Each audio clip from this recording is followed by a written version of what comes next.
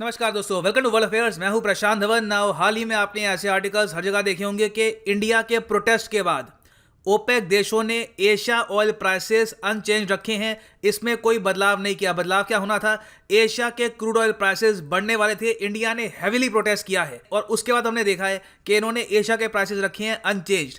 ये एक बहुत अच्छी न्यूज़ है बहुत सी एशियन कंट्रीज के लिए, Sri Lanka, Pakistan, Bangladesh, even China, Japan, South Korea. और ओपेक, बाय द वे आपको बताया होगा, ये है the organisation of the petroleum exporting countries. Total 13 यहाँ पर मेंबर्स हैं। तो इन 13 कंट्रीज के सामने इंडिया खड़ा हो गया था और एक पुराने एग्रीमेंट की इंडिया ने यहाँ पर याद दिलाई और ये कहा कि अभी के लिए ऑयल प्राइसेस ज्यादा बढ़ने मत दो, ये मार्केट के लिए, वर्ल्ड इकोनॉमी के लिए ठीक नहीं होगा। तो पहली बार है कि इंडिया ने इतने अग्रेसिवली अपना स्टांस सामने रखा है ओपेक के। डिस्कस करेंगे कि यहाँ पर इशू क्या था, बहुत कुछ आपको जानने को मिलेगा। So a lot to know, a lot to discuss as always. But before we begin, एक क्वेश्चन मैं यहाँ पे आपसे पूछूंगा। आपको सिंपली यहाँ पर यह बताना है कि ओपेक के हेडक्वार्टर्स आपको कहाँ पर मिलेंगे, ऑस्ट्रिया, स्विट्जरलैंड, इटली या फिर सऊदी अरेबिया। कमेंट सेक्शन में करो आंसर। सही आंसर मैं आपको दूंगा वीडियो के एंड में। और आप सब लोगों के लिए एक बहुत ही इंपॉर्टेंट नोटिफिकेशन है। आप लोग कल जीत सकते हैं 1000 रुपये के Amazon gift voucher UPSC exams को आंसर करते हुए। जी हाँ, सिंपली आपको जाना है गूगल प्ले स्टोर पे, यहाँ पर क्लिक करो और यहाँ पे डाउनलोड कर लो अनअकैडमी की लर्निंग ऐप। यहाँ पे मैं आपको दिखा रहा हूँ। ये डाउनलोड करने के बाद यहाँ पर रजिस्टर कर लेना, ठीक है। रजिस्टर करने के बाद जब यहाँ पे आप अंदर जाओगे तो आपको नीचे ना यहाँ पे आपको दिखेगा, लिखा होगा टेस्ट पे क्लिक कर दो। फिर यहाँ पे लिखा हुआ आएगा ऐसे कॉम्बैट पे क्लिक कर दो और यहाँ पे आप क्लिक करोगे तो आपसे पूछेंगे एक कोड यहाँ पे डाल देना PD10 और आप हो जाओगे यहाँ पर एनरोल। और कल 7 तारीख को सुबह होगा इसका टेस्ट। और अगर आप इस टेस्ट में अच्छी परफॉर्मेंस देते हो, आप टॉप 100 में आते हैं, तो आप 1000 रुपये का अमेजॉन गिफ्ट वाउचर भी जीत सकते हैं। सो अटेम्प्ट करिए, ये बहुत अच्छी आपकी प्रैक्टिस होगी यहाँ पर यूपीएससी प्रीलिम्स की और आप अमेजॉन गिफ्ट वाउचर भी यहाँ पे जीत सकते हैं। So good luck to all of you. अब आप सबको पता होगा कि ओपेक है एक ऑयल कार्टेल, मतलब कि ये जो 13 देश हैं जो मेजर ऑयल प्रोड्यूसिंग कंट्रीज हैं, मगर फिर भी इसमें आपको दुनिया के सारे मेजर ऑयल प्रोड्यूसिंग कंट्रीज नहीं मिलेंगे। फॉर एग्जांपल, ओपेक का पार्ट यूएसए नहीं है, यूएसए बहुत बड़ा ऑयल प्रोड्यूसर है। रशिया भी यहाँ पे आपको नहीं मिलेगा। उसके अलावा भी कई और देश हैं यहाँ पे, नॉर्वे आप कह सकते हैं, वो भी यहाँ पर नहीं है। कनाडा भी एक काफ़ी बड़ा ऑयल प्रोड्यूसर है। तो इवन तो ये सब कंट्रीज यहाँ पर नहीं आती, मगर फिर भी बाकी नाम जो यहाँ पे आप देखोगे, Iran, Kuwait, Iraq, Nigeria, Saudi Arabia, Venezuela, UAE, major oil producing countries हैं। और ये सब एक ग्रुप बनाकर दुनिया भर में ऑयल प्राइसेस को कंट्रोल करने की कोशिश करती हैं। इन कंट्रीज की कोशिश होती है कि रीजन के हिसाब से ऑयल की सप्लाई बढ़ा दे, कम कर दे और उसके हिसाब से अपने प्रॉफिट ये बढ़ाने की कोशिश करें। अब हाल ही में क्या हुआ है कि ओपेक ने दुनिया भर में ऑयल के प्राइसेस बढ़ाए हैं सिवाय एशिया के। जी हाँ, इन्होंने यहाँ पर हाल ही में Europe, north America, even Africa, Australia, almost दुनिया के हर कोने में ऑयल के प्राइसेस बढ़ा दिए हैं सिवाय एशिया के। क्योंकि एशिया में इंडिया ने यहाँ पे एतराज़ किया कि नहीं, आप एशिया के प्राइसेस इंक्रीज नहीं करोगे। इसमें हमारा भी स्वार्थ है ऑब्वियसली, क्योंकि देखो प्राइसेस एक कंट्री स्पेसिफिक इंक्रीज नहीं होते, रीजन स्पेसिफिक ये लोग इंक्रीज करते हैं। और अगर इंडिया ये कहता कि सिर्फ हमारे लिए प्राइसेस नहीं बढ़ाओगे तो वो एक्सेप्टेबल होता नहीं। तो इंडिया ने यहाँ पर यह कहा कि नहीं, आप लोग ओवरऑल एशिया के लिए ऑयल प्राइसेस मार्च तक नहीं बढ़ाओगे। अब यहाँ पर क्वेश्चन ये आता है कि इंडिया की बात ओपेक ने क्यों मान ली, और इसका बहुत ही सिंपल आंसर है क्रूड ऑयल प्राइसेस के दाम और इंडिया की cooperation to Saudi Arabia and other countries. ये मैं आपको समझाता हूँ। ये आपके सामने बहुत अच्छा चार्ट है 21 साल के क्रूड ऑयल प्राइसेस का। यहाँ पे आप अगर देखोगे तो 2013, 2011, 12 के आसपास क्रूड ऑयल के दाम पर बैरल थे $120 के आसपास, इसके आसपास ये रहते थे। फिर मोदी जी जब पावर में आए इंडिया में, किस्मत कह लीजिए कि जैसे ही वो पावर में आए, सीधा क्रूड ऑयल के दाम इंटरनेशनली बहुत ज़रा क्रैश कर गए। तो इससे इंडिया को काफ़ी फ़ायदा हुआ। इंडिया ने कम रेट पर ऑयल परचेज किया, मगर फिर ऑयल फिर से थोड़ा बहुत राइज किया। और पिछले आप अगर 5 साल में देखो तो ऑयल के दाम ऑन एवरेज $50-60 के आसपास पर बैरल रहते थे। मगर फिर आया ग्लोबल पेंडेमिक। पहली बार दुनिया ने इस टाइप का पेंडेमिक देखा, स्केल का पेंडेमिक देखा। दुनिया भर में काफ़ी फियर था, कंट्रीज लॉकडाउन के अंडर थी, इकोनॉमिक एक्टिविटी हो नहीं रही थी। हमें पता नहीं था कि ये लॉकडाउन कब खुलेंगे भी या नहीं, इस पेंडेमिक का इकोनॉमिक इम्पैक्ट क्या होगा। इस सब पैनिक के अंडर क्रूड ऑयल के दाम हमने देखा कि इतने क्रैश कर गए कि एक बार को करीब आप कह सकते हैं अप्रैल 2020 के आसपास $20 पर बैरल के आसपास भी चले गए थे। कुछ घंटों के लिए तो ये मुझे याद है कि उससे भी नीचे चले गए थे। ये वो टाइम था जब इंडिया ने सऊदी अरेबिया को ये कहा कि हम जानते हैं इस वक्त आप प्रॉब्लम में होंगे। और सऊदी अरेबिया बाय द वे माना जाता है कि काफी हद तक लीडर है ओपेक का। सऊदी अरेबिया का साथ देना मतलब कि ऑलमोस्ट पूरे ओपेक का ही साथ देना होता है। तो इंडिया ने सऊदी अरेबिया का साथ दिया और ये कहा कि हम ऐसे टाइम में जितना ऑयल परचेज कर पाए परचेज करेंगे।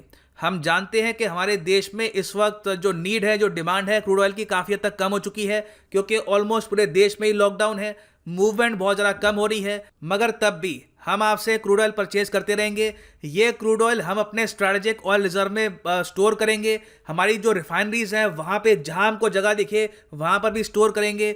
और इवन यूएस और बाकी कंट्रीज को भी कहेंगे कि आपके पास अगर कोई लोकेशन है स्टोर करने की क्रूड ऑयल, तो हमारे लिए ऑयल परचेज करके वहाँ पे रख लो। इससे क्या होगा कि आपके क्रूड ऑयल की कुछ डिमांड बनी रहेगी और क्रूड ऑयल के दाम बिल्कुल $10 पर बैरल 15 के आसपास नहीं पहुंच पाएंगे। अब यहाँ पे आप कह सकते हैं वेल इसमें इंडिया का भी स्वार्थ है, हमें भी क्रूड ऑयल सस्ते दाम पे मिल रहा था। नहीं, इंडिया ने यह सब किया था एक स्ट्रैटेजिक पॉइंट ऑफ व्यू से। इंडिया ने मैसिव अमाउंट में ऑयल परचेज करने के अलावा G20 कंट्रीज को सऊदी अरेबिया के साथ खड़े होकर यह भी कहा कि अभी के लिए इन जो ऑयल प्रोड्यूसिंग कंट्रीज हैं इनको अलाउ करो कि ये अपनी प्रोडक्शन कट कर दे। इशू क्या था कि जो प्रोडक्शन थी वो तो अपनी जगह बनी हुई थी, जो डिमांड थी दुनिया भर में ये काफ़ी हद तक कम हो गई थी, जिसकी वजह से हमने देखा कि ऑयल प्राइसेस लगातार क्रैश हुए। तो इंडिया ने सऊदी अरेबिया के साथ खड़े होकर यह कहा कि अभी के लिए इनको एक मैसिव कट करने दो अपनी ऑयल प्रोडक्शन में, ताकि इंटरनेशनल मार्केट में ऑयल प्राइसेस बिल्कुल मिट्टी ना हो जाए, कुछ उनकी वैल्यू बनी रहे। और यहाँ पे आप देख पाओगे ये आर्टिकल है अप्रैल 2020 का, जब ऑयल प्राइसेस बिल्कुल 20 के आसपास पहुंच गए थे, $20 पर barrel. G20 backs output cut deal as India Saudi Arabia pitch for stable oil market. ये जो इंडिया का सपोर्ट था ना टू सऊदी अरेबिया की गवर्नमेंट ने इसको इतना अप्रिशिएट किया था। मुझे याद है उनके डिप्लोमेट के जो वर्ड्स थे कि India is a true friend.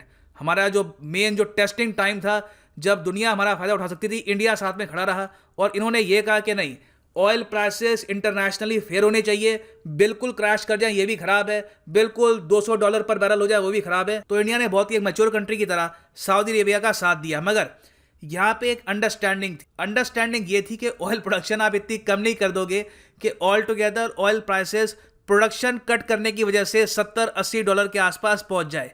और अभी हाल ही में ऑलमोस्ट यही होने वाला था। अब देखिए, लालच इतनी बड़ी चीज़ होती है कि कोई भी कंट्री घूम फिर के अपना प्रॉफिट ही देखती है। जब सऊदी अरेबिया का मुश्किल दौर बीत गया, अब हम लोग देख रहे हैं कि धीरे धीरे दुनिया भर में क्रूड ऑयल की जो डिमांड है ये राइज कर रही है। जो लॉकडाउन्स हैं ये ओपन हो रहे हैं, वैक्सीनेशन का काफ़ी पॉजिटिव इम्पैक्ट है। तो अब सऊदी अरेबिया ने सोचा कि ठीक है, हम 70% प्रोडक्शन ऑलरेडी कट कर चुके हैं, थोड़ा सा और कट कर देते हैं ताकि ऑयल प्राइसेस बिल्कुल पीक हो जाएं और अचानक से डिमांड हो, और जब इकोनॉमिक रिवाइवल आएगा तो एक बार को पुश मिलेगा ऑयल प्राइसेस को और हम बहुत सारे बिलियंस ऑफ डॉलर्स कमा पाएंगे। ये ग्रीड है, ये है प्योर ग्रीड, लालच है ये। इंडिया ने यहाँ पर कहा कि नहीं, आप ये नहीं कर सकते।